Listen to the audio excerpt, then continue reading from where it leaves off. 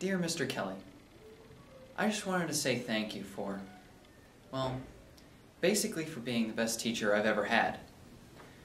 Since I'm a kid that isn't a particularly big fan of school, I know that's not saying much, but I really think you had a big impact on me. Those math projects you assigned me were the biggest projects I've ever had, and as a kid who had no artistic skill whatsoever, I didn't really enjoy them. But they did teach me how to manage my schedule over a long period of time, which has been something I've really needed in high school, and something I assume I'll need when I go off to college. And those tests you gave me in 7th grade, I know you probably gave me all those 60s because you didn't want to fail me. I was way too sensitive a kid to fail back then. I remember how angry I was when I had to retake one of your tests, but it did help me figure out what I had to do to ace your class next year. And it taught me more than just how to ace your class. It taught me that different bosses want different things, and you just have to do whatever it takes to please them. Some teachers like short answers, and some, like you, like longer ones. You just have to figure out what they want and adapt to the situation. I think that lesson has been helpful for me so far, and will be even more helpful for me down the road.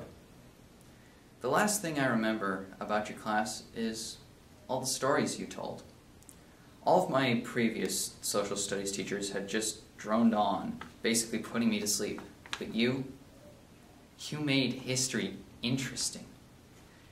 And I'll never forget your story about the lady you ran into at the vet, and the parrot that she had trained so that whenever she went bang, the parrot would fall down and then come back up.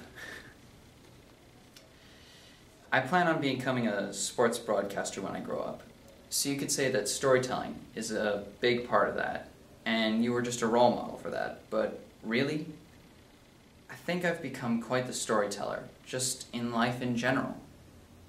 I now enjoy telling stories of comedic occurrences in my life, and I do it all the time, to anyone who will listen.